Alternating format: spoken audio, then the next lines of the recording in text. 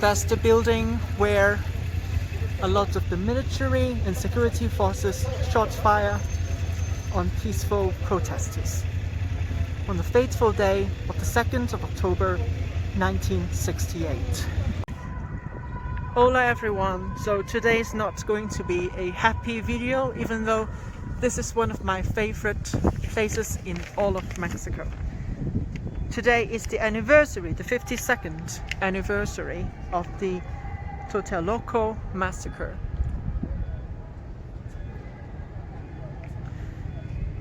This place is very significant, of course, in Mexican history. In 1967, the Treaty for the Prohibition of Nuclear Weapons in Latin America and the Caribbean was signed.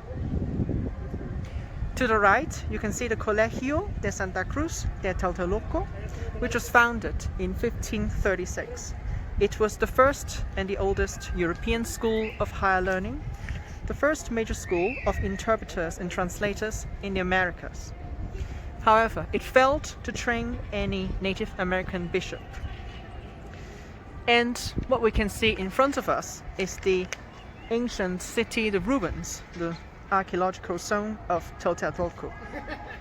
It was founded in the year 1338, 13 years after Tenochtitlan, which is now today's Mexico City. The oldest pyramid here is in fact more than 700 years old. And the pyramid is the first mixed Aztec and Tlatelolca construction found in Mexico. Here you can find evidence of human sacrifice as well as a mass grave. However, what is most significant about this place was not either of them. This is called, well, we can't see it, we'll get there later. This is called the Plaza de las Tres Couturas. So we have the church, which is one culture, we have the Native American city, which is another culture, and we have the modern Mexican culture, which is the third culture. Unfortunately, the biggest thing about it here was the 1968 massacre.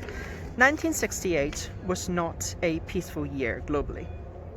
There were protests in the United States, in Poland, in Pakistan, in West Germany, in Scandinavia, in Czechoslovakia and the Soviet Union, in Spain, in Italy, in France, in the UK, in Yugoslavia, in Brazil, in Japan. Mexico was not alone in that. In 1968, it was also the very first Olympics held in Latin America. So all eyes were practically on Mexico at that time.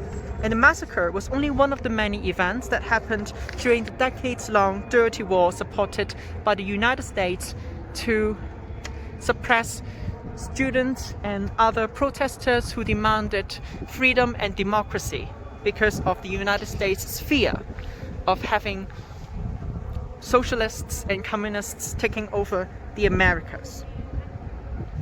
Today, the 2nd of October 1968 is remembered as La Matanza de Tlatelolco, in English, the slaughter of Tlatelolco. Till today, we don't know how many people died because the president of the time is already dead, and his interior secretary, later president, claimed ignorance of the event. Estimates go up to around 400 people dying.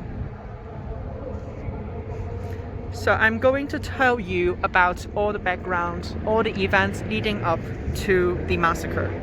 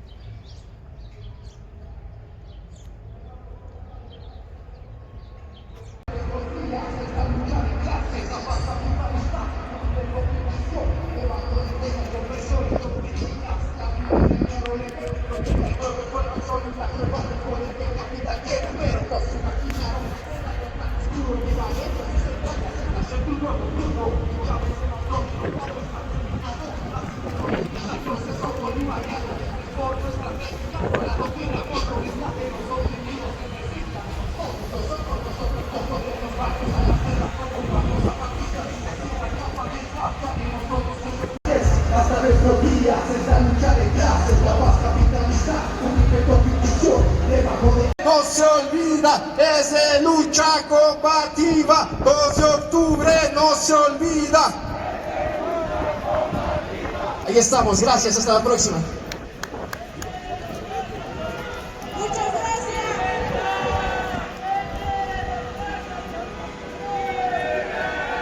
Gracias compañeros, vamos a compartirles algunos textos de un taller de poesía que se hizo aquí en la unidad habitacional Tlatelolco hace apenas unos meses. Esto se llama La voz, la palabra y los incendios. En ese encuentro con nosotros, con nuestros muertos, te sigo pensando aquí, te sigo queriendo aquí, en esta plaza, hoy 2 de octubre, en este espanto, en estas ganas de seguir luchando. Te sigo esperando aquí, como sigo esperando a la justicia en Tlatelolco. Muchas gracias. Buenas tardes. Gracias, compañero. Y bien, a continuación, va a estar con nosotras y nosotros la bancada combativa. Por favor, denle su fuerte viaje de solidaridad. ¿Puedes pasar?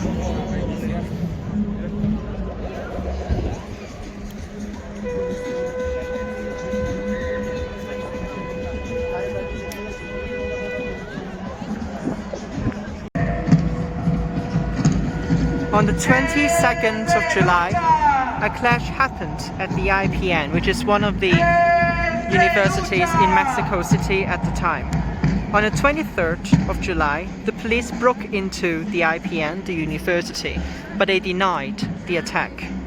On the 26th of July, student protests was harshly repressed. On the 27th of July, some students occupied some schools. The police declared that the protests were only to damage the Olympics. On the 29th of July, the police and the army occupied the IPN, the university. A historical site was destroyed by the police, but the defense secretary instead blamed the students for that. On the 31st of July, the students began striking. On the 1st of August, the rector of the Autonomous National University of Mexico, or in Spanish, UNAM, protested in defense of university autonomy.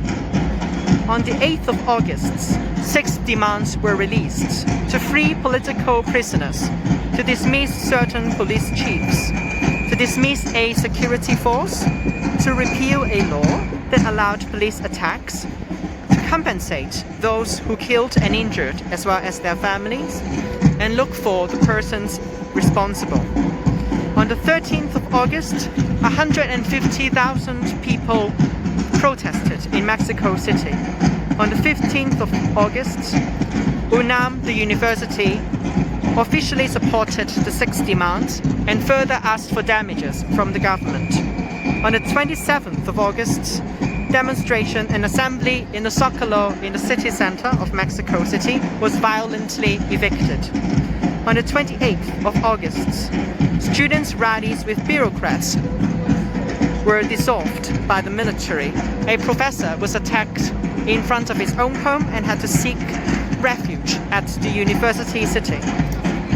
On the 1st of September, the president threatened to stifle the student movement. On the 6th of September, the government proposed public dialogue without exhibitionism, meaning that all protests, no matter how peaceful, must be ceased before a dialogue was possible with the government. In rejection of this proposal, 25,000 people met here in Tlatelolco. On the 13th of September, 250,000 marched in complete silence. Why complete silence? Because they wanted to say they were not rioters, they were not thugs. They were disciplined and they were able to protest absolutely peacefully, not even emitting a sound. On the 15th of September, Mexico's Independence Day in that year, a cry of independence was conducted at the university city. The cry of independence is a tradition on Mexico's Independence Day. On the 18th of September, a few days later, the army decided to occupy the university city, UNAM. On the 20th of September, further confrontations happened between students and the police. On the 23rd of September, the UNAM rector resigned in protests, but his university denied his requests. On the 24th of September, the army occupied IPN, the university that was previously occupied by the police force. And now we get to the 2nd of October. But before that, I need to tell you about a special security force. It was called the Olympia Battalion. It was partly trained by the CIA and dressed as civilians to infiltrate the demonstration. A lot of them were in the building in front of us, the Chihuahua building. If you can see, there's some space between some of the floors, and some of the leaders of the protests were there. And many of these people from the battalion infiltrated their ranks right up there. On the 2nd of October 1755, 2 red flares were fired from a tower, and at 1810, a helicopter flew over and fired flares. Those were seen as signs for the battalion to begin their attack. And so they did. The battalion opened fire on protesters and the military as well, to make the military believe that the students had attacked them. But instead of shooting back at where the shots came from, the military instead opened fire on the protesters, on the peaceful protesters down the square here. Certain protesters hid in apartments. However, the army, without a warrant, broke into those residential blocks and arrested them. Hours later, the square was full of corpses. Students were taken, undressed and beaten. You can actually see these pictures, images online. Others stripped naked on the walls of the convent, of the holy place, with blood shed all over the church. Journalists were of course also searched, and these are international journalists as well, with their scrolls confiscated. Some were undressed and others injured. After the event, the government covered it up and blamed the students for the violence, despite the fact that they ordered it. And it was a peaceful assembly. I would like to say that it ended here, but it didn't. The dirty war went on. The students eventually gave up a few months after the Olympics, but not completely. They continued to protest, they continued asking for justice, asking for freedom, asking for democracy, and it was not just the students. There were academics, teachers, intellectuals, artists, writers, and of course civilians from all walks of life. In fact, when the Interior Secretary became the president, another massacre happened. It's called the Corpus Christi Massacre, and you might have seen some scenes from there, from that one, from the movie Roma, which won a Best Picture nomination at the Oscars back then, and winning several awards. So today, as you can see, there are events to commemorate the massacre, to remind us never to forget. Never to forget oppression, never to forget injustice, and never stop fighting for your freedom and fighting for democracy. Right now, we're in 2020, so this is the year of mask wearing and obviously physical distancing. And so this year's the assembly had much fewer people, and a lot of people also already walked away as well, as you can see from an earlier clip. Yeah, so far this is what is happening here.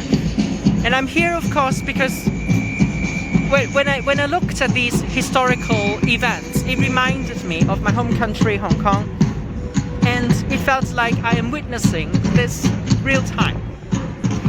The Reverend Dr. Martin Luther King Jr. said, injustice anywhere is injustice everywhere, and that is right. We have to remember all of these events. We have to remind ourselves not to allow this happening again, and to speak up and support freedom movements worldwide. To end my video today, I would like to just show you the monument to peace.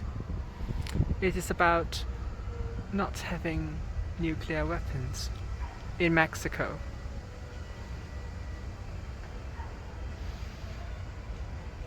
So I hope you have enjoyed today's more serious video. Hasta luego.